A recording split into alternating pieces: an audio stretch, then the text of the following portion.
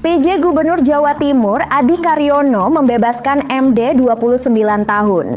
Seorang ODGJ yang mengalami pemasungan selama 2 tahun di Desa Kartoharjo, Nganjuk pada Selasa 11 Februari 2025. Bersama tim Dinsos Jatim dan RS Menur Surabaya, Adi membuka langsung gembok ruangan MD dan memastikan korban mendapat rehabilitasi medis serta sosial.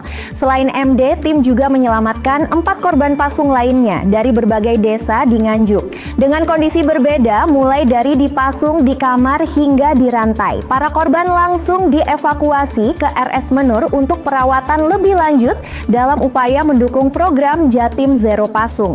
Kadis Sosial Jatim Restu Novi Widiani mengungkapkan bahwa masih ada 253 ODGJ dalam kondisi pemasungan di awal 2025. Pemprov Jatim menargetkan pembebasan 30 korban pasung tahun ini guna mewujudkan Jawa Timur bebas pasung sepenuhnya. Yang pertama ingin sampaikan bahwa ini bagian dari melindungi hak-hak manusia ya, sesuai dengan aspek kita nomor 1 bagaimana ideologi Pancasila dalam melindungi hak manusia.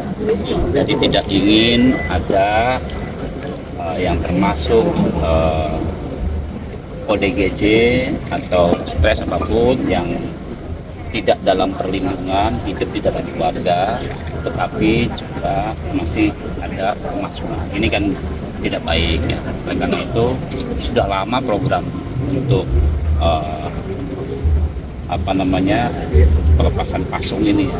Untuk kita cek dari data banyak sekali ya. Dan sekarang berangsur-angsur berkurang. Kalau kita lihat di 2025 di dalam IPasung kita punya data di Jawa Timur ada 253 orang dan ini menjadi PR kita. Dan beberapa kabupaten kota sudah mulai berkurang. Kita ada 10 besar ya, yang kota-kota, kabupaten kota yang masih ada pasung. Kita mengajak melalui dinas sosial dan dinas sosial kabupaten kota untuk bagaimana kita melakukan pendekatan bahwa rehabilitasi sosialnya, rehabilitasi kesehatannya ditangani yang ahlinya. Kita punya rumah sakit jiwa Menur yang memang spesialis mengatasi persoalan ODGJ dan stres berat ya, psikosomatis dan sebagainya, skizofrenia. Nah, ini yang kita obati secara medis dulu. Setelah itu kita dengan rehabilitasi sosialnya ada di balai di dinas sosial UPT-nya yang bisa menangani seperti itu supaya bisa bersosialisasi, kemudian ada perubahan-perubahan untuk ke arah menjadi lebih ya sehat dan lebih mandiri. Pembiayaannya bagaimana? Ya, semua kalau untuk masuk ke Pemprov pasti akan ditangani dari mulai kita outreach ke sini, kemudian rehabilitasi medis ya, jiwaan, sampai kepada rehabilitasi sosial itu menjadi tanggung jawab ditanggung oleh pemerintah provinsi. Dan dihadapi dalam melakukan upaya pasung apa? Pertama sebetulnya kesadaran masyarakat dan keluarga yang mungkin ya karena keterbatasan kemampuan, kemudian tidak mampu memproteksi, pada akhirnya memilih untuk pasung. Ya sementara memang selesai, tapi bagaimana kondisi penderitaannya? Tidak sedikit yang dipasung itu pada akhirnya meninggal. Ya. Secara kesehatan juga jelas seperti itu. Jadi kesadaran dulu. Kadang keluarga ini tidak begitu rela kalau kita bawa misalnya. Yang kedua kalau masalah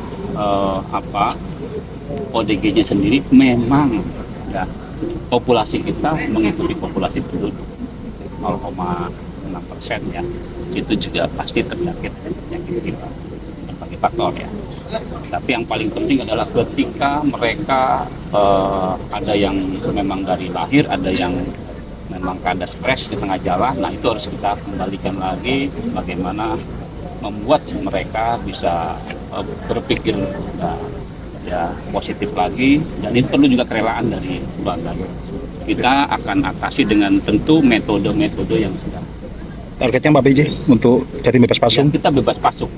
Keinginan kami di 2025 mungkin ya kita ingin bebas semuanya, tetapi kan beberapa yang agak berat ya itu ya dengan kondisi kejiwaannya tentu kita Yang di sini dari 10 kita bisa 5 selesaikan. Ini terima kasih Pak PJ Bupati, sangat membantu ya warganya, dan nanti tugasnya adalah tentu memperoleh laporan secara berkala pada Pak PJ Dinas Sosial Kabupaten Kota dan disampaikan keluarganya. Kita diberikan juga akses untuk keluarga bisa nengok perkembangannya seperti itu.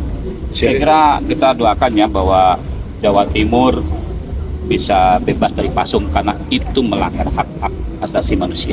Siap. Terima kasih Pak PJ.